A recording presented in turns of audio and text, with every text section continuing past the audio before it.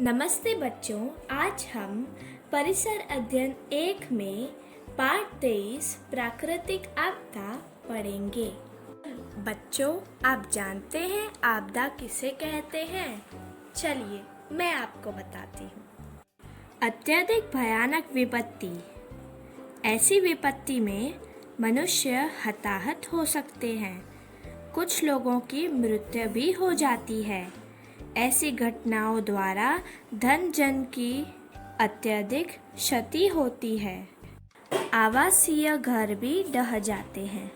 पालतू पशुओं की मृत्यु हो जाती है। खेती को भी हानि पहुंचती है। ऐसी बहुत सी दुर्घटनाएं प्राकृतिक कारणों से घटित होती हैं। इन्हें प्राकृतिक आपदाएं कहते हैं। इन्हें टालना या इनसे छुटकारा पाना हमारे हाथों में बिल्कुल नहीं होता। आइए जानते हैं कुछ प्राकृतिक आपदाओं के बारे में। वर्षा काल में आवश्यकता से अधिक वर्षा होने पर नदियों के जल का स्तर बढ़ जाने पर बाढ़ आती है। बाढ़ का पानी बस्तियों तथा खड़ी फसल वालों खेतों में भी घुस जाता है। इससे मनुष्य, पशु इत्यादि डूबकर मर जाते हैं। ऐसे समय पर किसी ऊंचे तथा सुरक्षित स्थान पर जाएं और बाढ़ का पानी उतरने के बाद ही अपने घर वापस आएं। बाढ़ के पानी का खिंचाव बहुत तीव्र होता है, इसलिए बाढ़ में तैरने का प्रयास करना खतरनाक होता है।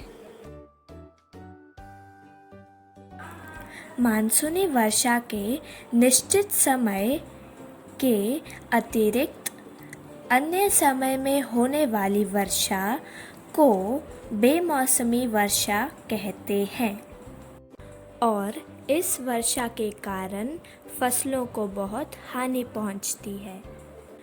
फसलें सड़ जाती हैं।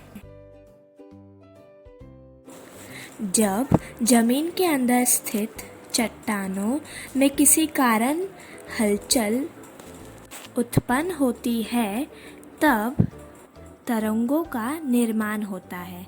इसे भूकंप कहते हैं। भूकंप के कारण मकान हिलने लगते हैं, वस्तुएं धड़ाधड़ नीचे गिरने लगती हैं। मकानों के ढहने का कारण लोग उसके मलबे के नीचे दबकर मर जाते हैं या घायल हो जाते हैं।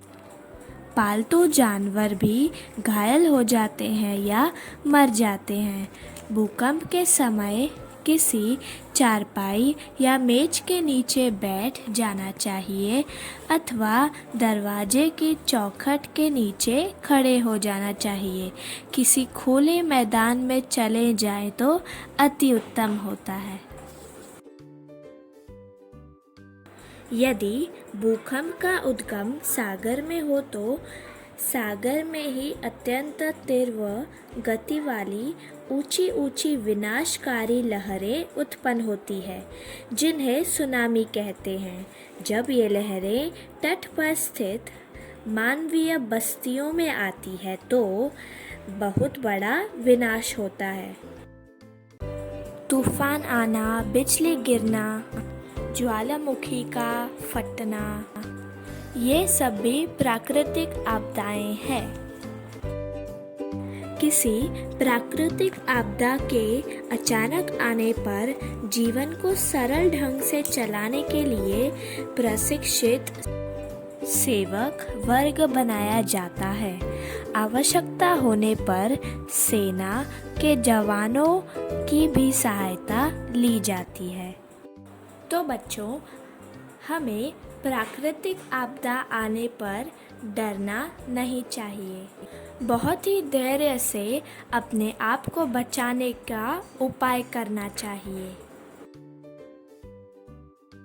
धन्यवाद।